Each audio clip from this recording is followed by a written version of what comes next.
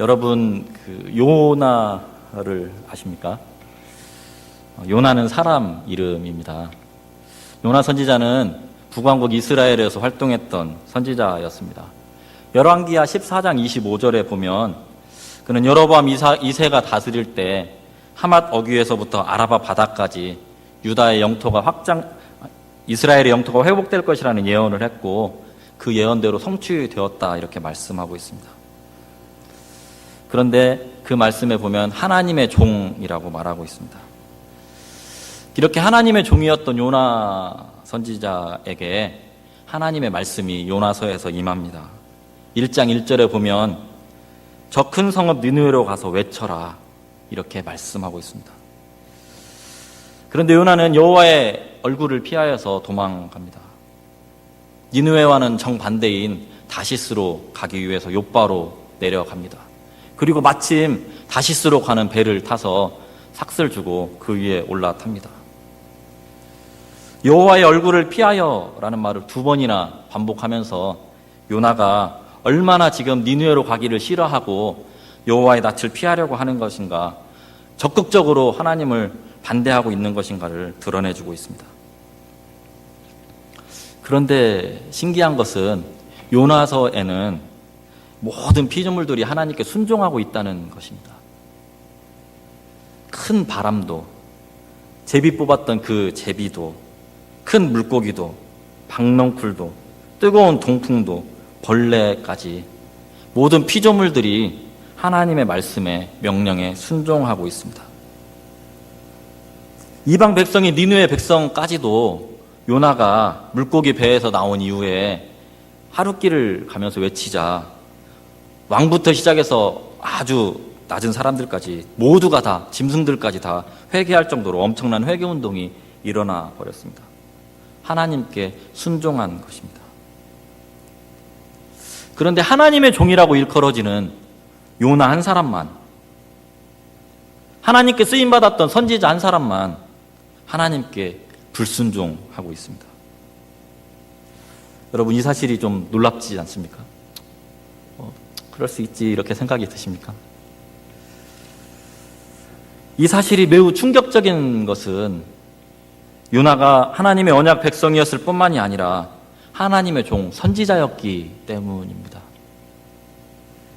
이렇게 하나님께 귀하게 쓰임받던 사람이 하나님께 정면으로 불순종하고 있다는 이 사실이 매우 놀라운 것입니다. 세상에 하나님을 드러내 주어야 하는 하나님의 선지자가 사장에 가면 하나님께 화를 내면서 비아냥거리기까지 합니다. 여러분, 선지자가 누구입니까? 세상 모든 사람이 하나님을 등진다 할지라도 하나님 편에 서서 하나님 편을 들어야 하는 그렇게 부름받은 사람이 바로 선지자입니다. 그런데 요나서에 등장하는 모든 사람들과 피조물들이 다 하나님께 복종하고 순종하고 있는데 오직 요나 선지자만, 하나님의 백성인 요나만, 그것도 선지자 한 사람만 하나님의 말씀에 불순종하고 있다는 사실입니다.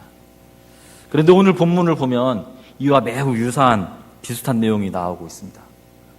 하나님은 제사장들을 향해서 하나님의 이름을 멸시하고 있다 이렇게 선언하고 있습니다. 이름은 그 존재를 드러내줍니다. 이름을 멸시한다는 것은 그 존재 자체를 멸시하는 것입니다. 여러분, 제사장이 누구입니까? 제사장은 하나님의 이름을 거룩하게 하고 하나님을 지극히 높으신 분으로 모시는 그런 의식을 행하는 사람으로 부름받은 그런 사람이었습니다.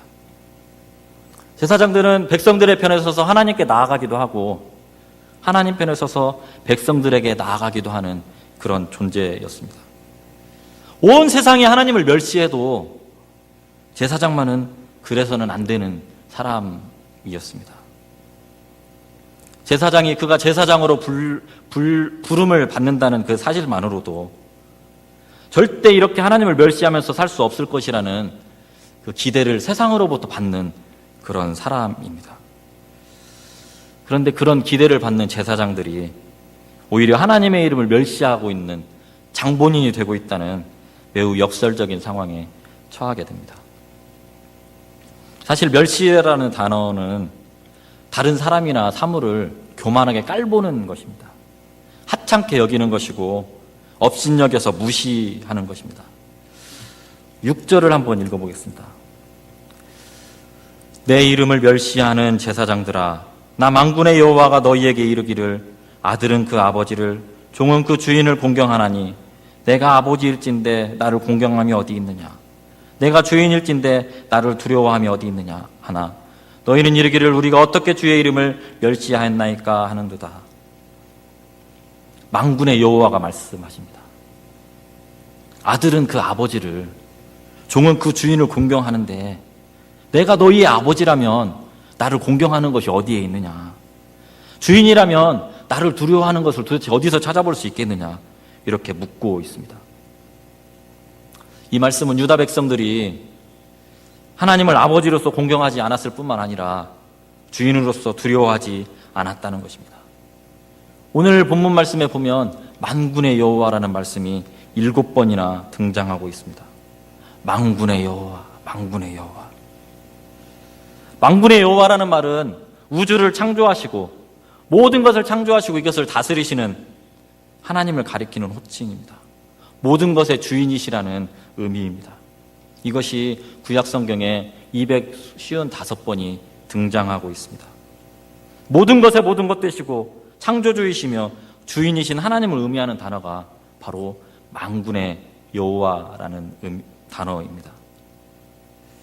그런데 만군의 여호와인 하나님을 이스라엘 백성들은, 유다 백성들은 멸시하고 있었습니다. 사실 우리의 신앙은 주인이 누구인가 하는 것의 싸움인 것 같습니다. 나의 삶의 주인이 누구인가? 나의 인생의 주인이 누구인가?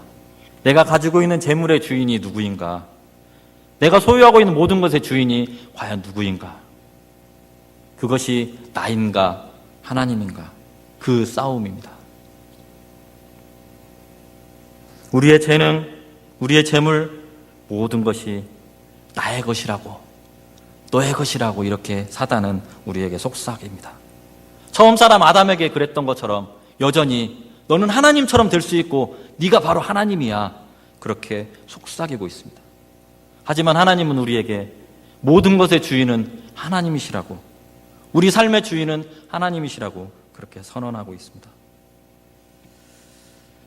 아담 이후로 모든 인류는 하나님을 주인으로 섬기는 사람들과 자신을 주인으로 섬기는 사람들로 나뉘어져 있습니다. 여러분의 삶의 주인은 누구입니까? 여러분입니까? 아니면 하나님입니까? 누가 주인인가 하는 것에 따라서 우리가 삶을 대하는 태도가 매우 달라집니다. 11조를 예를 한번 들어보겠습니다. 어떤 분들은 11조에 대해서 매우 힘들어하는 분들이 많이 있습니다. 여러분, 11조를 바치는 게 많이 바치는 것일까요? 아니면 조금 바치는 것일까요? 적당히 바치는 것일까요? 어떻습니까?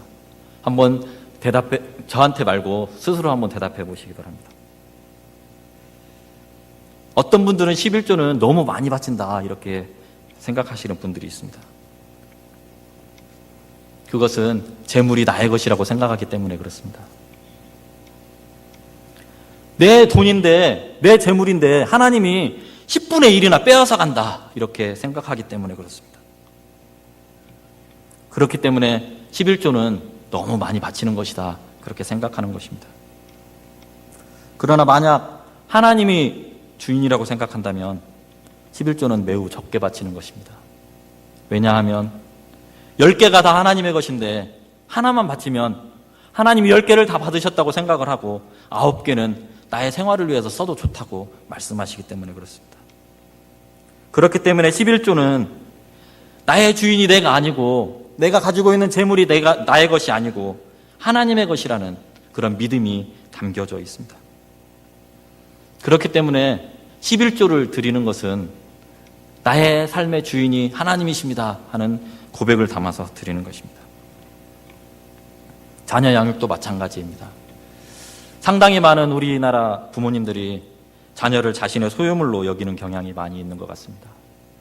그래서 자신이 이루지 못했던 꿈을 아들을 통해서 딸을 통해서 이루려고 하는 분들이 의외로 많습니다. 그러나 이 자녀 역시 하나님이 우리에게 주셨다는 것을 잊지 말아야 됩니다. 자녀는 내 소유가 아니라 하나님께서 나에게 맡겨주신 자녀이기 때문에 그렇습니다. 그런데 이 유다 백성들은 하나님을 주인으로 왕으로 인정하지 않고 만군의 여호와의 이름을 멸시했습니다. 14절에서도 보면 나는 큰 임금이요 내 이름은 이방 민족 중에서 두려워하는 것이 된다 이렇게 말씀하고 있습니다. 그런데 유다 백성들은 하나님을 큰 임금으로 두려워하는 존재로 여기지 않았습니다. 왜 이렇게 되었겠습니까? 이스라엘 백성들이 바벨론 포로에서 돌아왔습니다. 그래서 성전을 열심히 지었습니다. 물론 방해가 많이 있었지만 성전을 지어서 하나님께 봉헌했습니다. 그리고 에스라를 통한 엄청난 부흥도 경험했습니다. 그리고 느헤미야 총독을 통해서 성벽도 52일 만에 하나님의 은혜 가운데 재건했습니다. 그런데 아무 일도 일어나지 않았습니다. 여전히 자신들은 경제적으로 어려웠고 여전히 자신들은 다른 민족의 지배를 받는 그런 상황 가운데 있었습니다. 하나님이 살아계시다면 이런 일이 일어나서는 안 되는데 여전히 똑같았습니다. 예루살렘으로 돌아온 유다 백성들은 이제 하나님께 예배 드리는 것만으로는 우리를 지키는 것이 한계가 있다 이렇게 생각하기 시작했습니다. 그래서 이방 총독에게 예물을 바치는데 신경을 쓰기 시작했습니다. 그렇다고 제사를 아주 빼먹거나 중단한 것은 아니었습니다. 그런데 그 제사는 껍데기 뿐이었습니다. 하나님께 드리는 제사보다 이방 총독에게 예물을 바치는 것이 훨씬 더 중요했기 때문에 그렇습니다. 하나님의 이름을 멸시했다는 하나님의 선언 앞에 유다 백성들은 자신들은 하나님을 멸시하지 않았다 이렇게 이야기합니다. 우리는 잘 살고 있는데 괜히 하나님이 오셔가지고 트집을 잡는다 이렇게 말하고 있습니다. 그러자 하나님이 내가 왜 너희들이 나를 멸시했다고 하는지 근거를 차근차근히 설명해 주십니다. 첫 번째 근거는 유다 백성들이 더러운 떡과 눈먼 희생제물을 드린 것이었습니다. 7절과 8절을 함께 읽어보겠습니다. 너희가 더러운 떡을 나의 제단에 드리고도 말하기를 우리가 어떻게 주를 더럽게 하였나이까 하는도다. 이는 너희가 여호와의 식탁은 경멸히 여길 것이라 말하기 때문이라. 만군의 여호와가 이르노라. 너희가 눈먼 희생제물을 바치는 것이 어찌 약하지 아니하며 저는 것 병든 것을 드리는 것이 어찌 약하지 아니하냐. 이제 그것을 너희 총독에게 드려보라. 그가 너를 기뻐하겠으며 너를 받아주겠느냐. 하나님은 하나님께 더러운 떡과 온전하지 못한 짐승을 바치는 것이 하나님을 멸시하는 것이다 이렇게 말씀하십니다.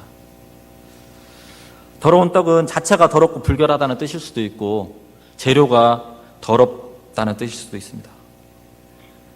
그들이 드린 제물의 수에는 모자람이 없었습니다. 그런데 그들은 눈먼 것이나 저는 것 그리고 병든 것을 드렸습니다. 어떻게 이런 것을 나에게 드릴 수 있느냐, 이것이 어찌 악하지 않느냐, 하나님은 그렇게 물으십니다. 그것을 너희 총독에게 한번 드려봐라. 총독이 너희들을 기쁘게 받을 수 있겠느냐, 총독이 그것을 기뻐하겠느냐, 이렇게 묻고 있습니다. 유다 백성들은 제물의 형식은 그럴듯했지만 내용은 아주 형편이 없었던 엉터리였습니다. 이것은 매우 악한 행동이었습니다. 하나님은 지금 유다 백성들에게 너희가 어떻게 총독에게 하는 것만큼도 나에게 하지 않느냐, 그렇게 묻고 계시는 것입니다. 총독에게 하는 것만큼도 하지 않는 것이 나를 멸시하는 것이다, 그렇게 말씀하고 계십니다. 왜 그러면 유다 백성들은 총독에게 하는 것만큼도 하나님께 하지 않았겠습니까? 총독이 실세라고 생각하기 때문에 그렇습니다. 눈에 보이지 않는 하나님보다 그들을 다스리는 총독이 자신들의 경제적인 것과 생명을 박탈할 수 있는 권세를 가지고 있다고 여기기 때문에 그렇습니다. 여러분, 사업을 하는 분이 있다고 한번 생각해 보십시오. 예배 드리는 시간이 어떻게 외국 바이어와 만나는 시간과 겹쳤습니다. 그러면 이 사람은 어떻게 하겠습니까? 예배를 드리고 바이어하고 만남을 좀 미루겠습니까? 아니면 예배 드리는 시간을 포기하고 바이어를 만나겠습니까? 대부분의 사업가들은 고민은 좀 하다가 결국은 바이어를 만날 것입니다. 왜냐하면 처자식을 먹여 살리는 것, 공장을 돌리는 것은 하나님께 예배드리는 것보다는 바이어와의 상담이 훨씬 더 중요하다고 여기기 때문에 그렇습니다. 우리 자녀들에게도 마찬가지입니다. 여러분의 자녀가 월요일 날 정말 중요한 시험을 앞두고 있다고 한번 생각해 보십시오. 그러면 부모님들이 나서서 야, 예배는 다음에 또 드려도 되니까 이번 예배는 좀 빠지고 그걸 좀 준비해라. 그게 좋겠다. 이렇게 얘기할 것입니다.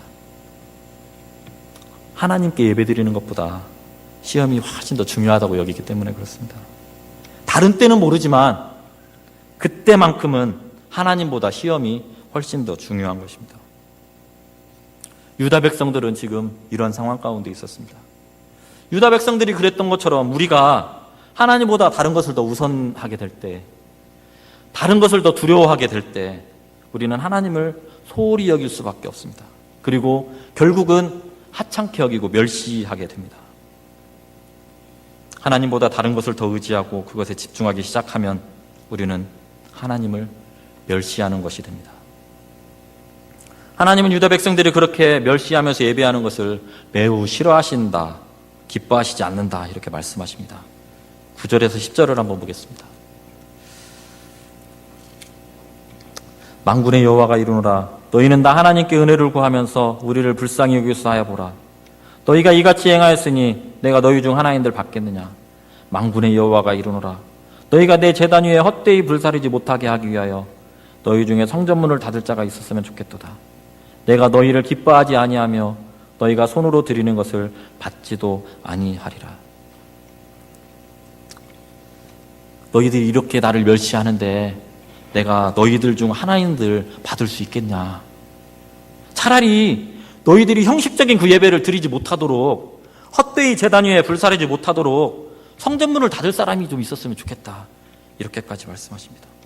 얼마나 안타까우면, 얼마나 답답하면 하나님께서 성전 문까지 닫을 사람이 있었으면 좋겠다. 그렇게 말씀하시겠습니까? 유다 백성들과 제사장들은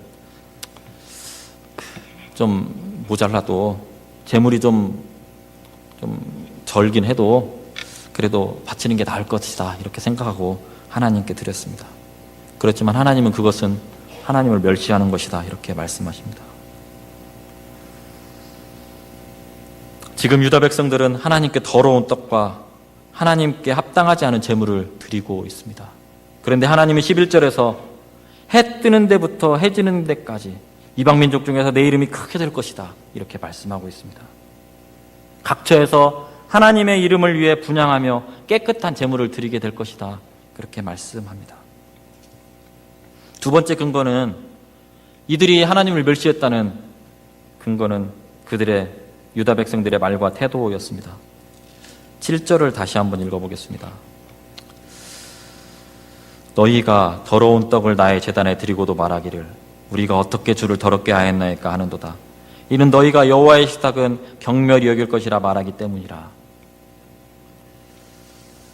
이 말은 바꾸어 말하면 제사 드리는 거 그거 별거 아니야. 그냥 그렇게까지 신경 쓸 거 없고 아무렇게나 해도 돼. 이런 의미입니다. 그렇게 시간과 돈을 들여가면서까지 번거롭게 하지 않아도 되고 간단하게 편하게 하면 된다. 이런 말입니다. 12절에도 보면 여호와의 식탁은 더러워졌고 그 위에 있는 과일 곧 먹을 것은 경멸히 여길 것이라 하여 내 이름을 더럽힌다. 그렇게 말씀하고 있습니다. 이미 더러워진 상에 좀 더러운 거 바친다고 그게 무슨 문제가 있겠는가 하는 의미입니다.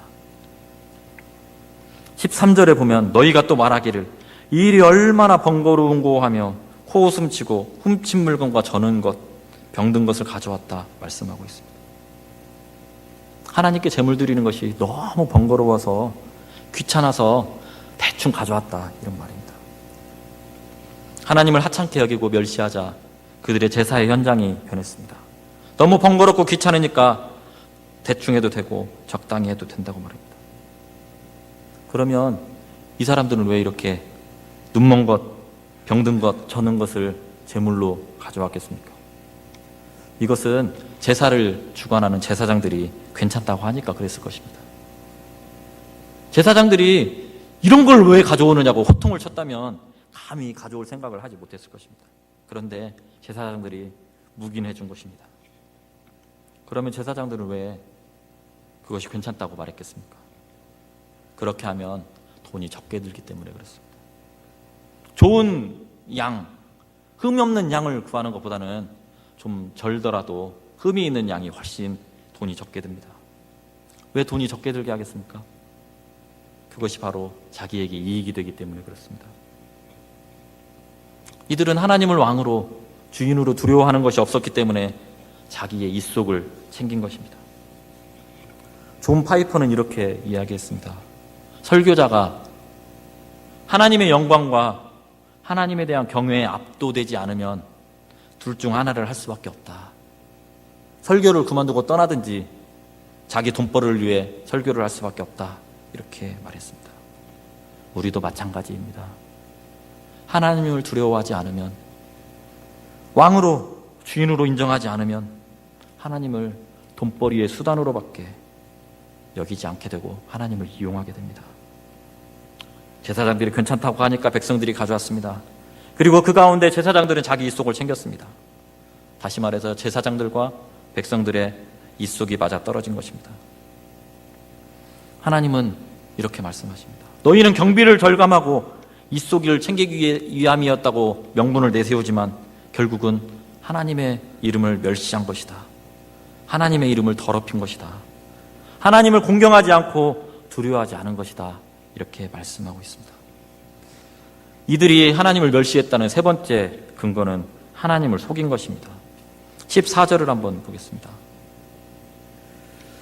짐승떼 가운데 수컷이 있거늘 그 서원하는 일에 흠 있는 것으로 속여 내게 드리는 자는 저주를 받으리니 나는 큰 임금이요 내 이름은 이방 민족 중에서 두려워하는 것이 됨이니라. 만군의 여호와의 말이니라. 짐승떼 가운데 수컷이 있습니다. 근데 어떤 사람이 수컷을 드리겠다고 하나님께 약속을 했습니다. 하나님, 이 기도에 응답해 주시면, 이 상황을 모면하게 해주시면 제가 하나님께 수컷을 드리겠습니다. 그렇게 하나님께 약속을 했습니다. 그런데 상황이 정말 약속한 대로 그렇게 하나님께서 응답해 주셨습니다. 그런데 화장실 들어갈 때 마음과 나올 때 마음이 달라졌다고 수컷으로 제물을 드리지 않게 되었습니다. 짐승떼 가운데 수컷은 있고 가져온 제물은 수컷이 아니었던 것입니다. 하나님은 하나님께서 신실하시기 때문에, 하나님께서 성실하시기 때문에 하나님의 백성인 우리들도 성실해야 한다 해서 서원을 함부로 하지 않도록 명령하셨습니다. 그리고 한번 서원을 했으면 반드시 지키도록 명령하셨습니다. 민수기 30장 2절을 한번 보겠습니다. 민수기 30장 2절에 보면 사람이 여호와께 서원하였거나 결심하고 서약하였으면 깨뜨리지 말고 그가 입으로 말한 대로 다 이행할 것이니라. 이렇게 말하고 있습니다. 신명기 23장 21절부터 23절에도 보면 내 하나님 여호와께 서원하거든 갚기를 더디하지 말라. 내 하나님 여호와께서 반드시 그것을 내게 요구하시리니 더디면 그것이 내게 죄가 될 것이라. 내가 서원하지 아니하였으면 무죄하리라.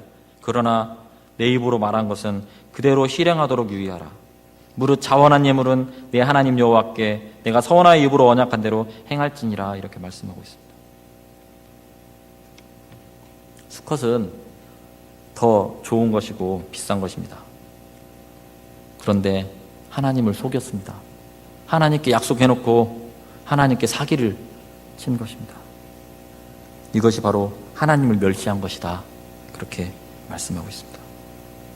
어쩌면 이것은 오늘 우리의 문제이기도 합니다. 자신에게 소원이 있거나 다급한 일이 있으면 하나님께 모든 좋은 것을 드리겠다고, 헌신하겠다고 그렇게 간절하게 약속해놓고 그것이 해결되면 내가 언제 그랬냐는 듯이 주일은 물론이고 헌신하지도 않고 아무렇게나 살아가는 것입니다. 이것이 바로 하나님을 멸시하는 것입니다. 하나님의 백성에게 중요한 것은 제사를 많이 드리는 것이 아닙니다. 하나님 앞에 깨끗한 양심으로 서는 것입니다.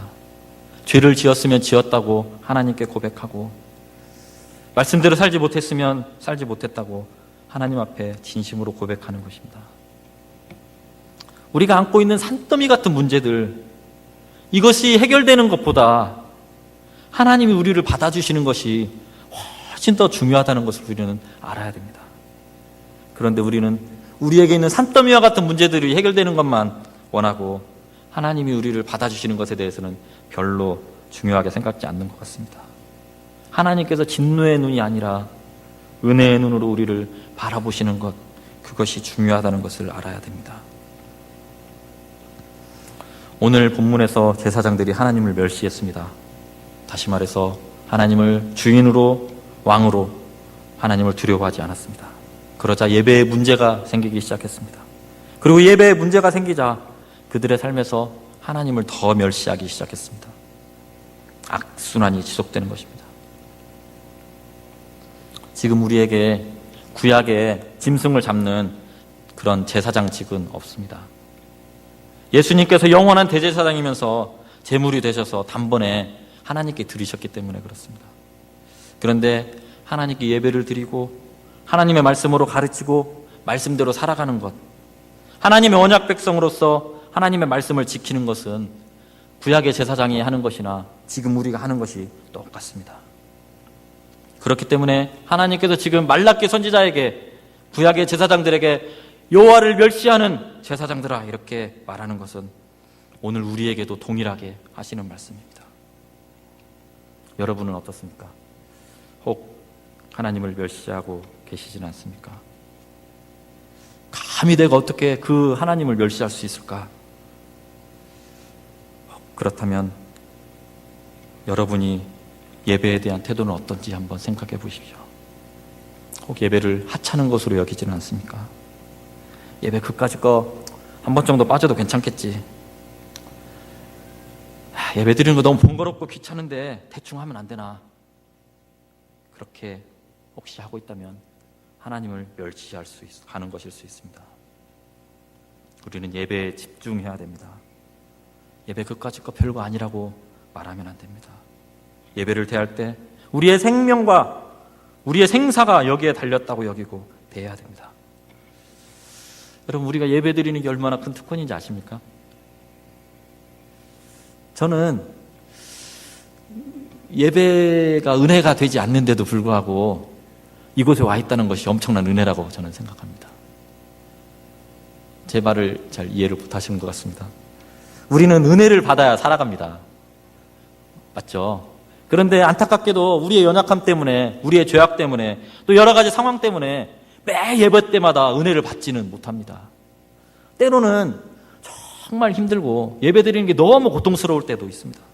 그런데도 불구하고 예배 시간이 되면 언제 그랬냐는 듯이 또다시 교회로, 예배당으로 달려옵니다. 이것이 엄청난 은혜입니다.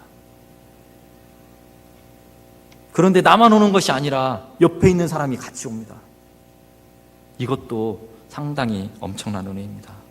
나 혼자만이 아니라 저 사람도 은혜가 별로 안 되는 것 같은데 저 사람도 같이 온다는 것, 그것이 놀라운 은혜입니다. 우리 기독교 예배는 다른 종교의 예배와 매우 다릅니다. 다른 종교는 예배 드릴 대상을 예배 드리는 사람이 선택합니다. 석가모니를 섬길지 마호메트를 섬길지 내가 결정하는 것입니다. 하지만 기독교는 예배 드릴 사람을 하나님께서 선택하십니다. 하나님께서 선택하지 않은 사람은 하나님께 예배 드릴 수 없습니다. 하나님이 구원하시지 않으면 그 사람은 절대 하나님의 이름을 부를 수가 없습니다. 하나님께서 은혜를 주시지 않으면 그 사람은 하나님의 은혜 가운데 거할 수가 없는 것입니다. 이 귀한 예배 얼마나 귀한지 모릅니다. 그런데 이 귀한 예배가 참 좀 소홀히 여기는 경향들이 많이 있습니다. 건강이 얼마나 귀중한지를 모르다가 자기가 병에 걸려보면 그것이 얼마나 소중한지를 알게 되는 것처럼 정말 소중한 사람들에게 함부로 대하다가 그 소중한 사람들이 떠나고 난 다음에서야 비로소 그 사람들의 얼마나 소중했는지를 후회하면서 뼈저리게 느끼는 것처럼 예배는 정말 소중한 것입니다. 예배는 빼앗겨 본 사람만이 그 가치를 알게 됩니다. 시편 137편에 보면 이런 말씀이 나오고 있습니다. 예배를 무시하다가 예배를 빼앗긴 사람들의 서러움과 모욕이 어떤 것인가 하는 것이 이 시편에 잘 드러나 있습니다. 이들은 바벨론의 여러 강변에 앉아서 시온을 기억하면서 울었습니다. 이들은 버드나무에 자신들의 수금을 걸었습니다. 왜냐하면 그들을 사로잡아온 사람들이, 바벨론 사람들이, 그들을 황폐하게 한 그 사람들이 자신들을 위해서 시온의 노래를 하나 불러보라고 요구했기 때문에 그렇습니다. 하나님께 찬양하는 그 시온의 노래를 불러서 자신들의 흥을 좀 돋우어 보라고 그렇게 요구하고 있기 때문에 그렇습니다. 그러면서 우리가 이방 땅에서 어찌 여호와의 노래를 부를까 하며 탄식하고 있습니다. 하나님께 드려야 마땅한 하나님 그 찬양이 어떤 술자리에서 흥을 돋우는 것으로 전락한 것 때문에 이들은 마음이 아파서 울고 또 울고 있습니다. 여러분, 우리는 예배를 매우 소중하게 여겨야 합니다. 오늘 하나님께서 우리에게 하시는 말씀이 무엇입니까? 우리는 지금 매우 불안정한 시대 가운데 살아가고 있습니다. 내일이 어떻게 될지 잘 모르는 상황 가운데 살아가고 있습니다. 이렇게 불확실한 상황 가운데, 불안정한 상황 가운데 우리의 삶의 안정을 어디에서 찾을 것인가? 하나님은 그 삶의 안정을 하나님으로부터 찾아야 한다, 그렇게 말씀하고 있습니다. 입으로는 믿는다고 하지만 실제 삶에서는 하나님을 왕으로, 주인으로 인정하지 않고 뒷전으로 밀어내 버렸다면 하나님을 멸시하는 것입니다. 하나님이 계셔도 그만, 계시지 않아도 그만인 존재로 취급하고 있다면 우리는 하나님을 멸시하는 것이다, 그렇게 말씀하고 있습니다. 유다 백성들이 하나님을 의지하지 않았던 것이 아닙니다. 하나님께 예배드리지 않았던 것이 아닙니다. 하나님을 의지했고 예배도 드렸습니다. 그렇지만 하나님보다 더 의지했던 것이 있고 하나님보다 더 신뢰했던 것이 있었다는 것이 문제였습니다. 그들은 하나님보다 세상 통치자를 더 의지했고 하나님께 제물을 드리긴 드렸는데 흠 있는 것, 저는 것을 드렸습니다. 그리고 하나님께 제물을 드리는 것을 매우 귀찮게, 번거롭게 여겼습니다. 이들은 주인이시고 왕이신 만군의 여호와 하나님, 큰 임금이신 하나님께 대한 두려움이 없었던 것입니다. 오늘 하나님은 우리에게 하나님을 만군의 여호와로, 왕으로, 우리 삶의 주인으로 인정하라고 요구하고 계십니다. 왕으로, 주인으로 인정하면서 그에 합당한 대우를 해야 한다, 그렇게 요구하고 계십니다. 그것이 우리의 예배에서, 우리의 삶에서, 우리가 하나님께 드리는 예물에서 드러나게 하라고 말씀하고 있습니다. 우리의 존재의 기반이, 우리의 모든 것이 하나님께 달려있다는 것을 절실히 깨닫고 하나님께 경배하며 나의 말과 나의 태도를 통해서 하나님을 귀하게 여기는 것이 드러나게 해야 한다, 그렇게 말씀하고 있습니다. 예배를 소중하게 여기고 하나님께 약속한 것을 반드시 지켜라고 말씀하십니다. 예배를 소중히 여기시는 여러분이 되셨으면 좋겠습니다. 예배를 이렇게 드릴 수 있을 때, 건강할 때, 하나님께 헌신할 수 있을 때 감사하며 나가는 여러분들이 되었으면 좋겠습니다. 기도하겠습니다.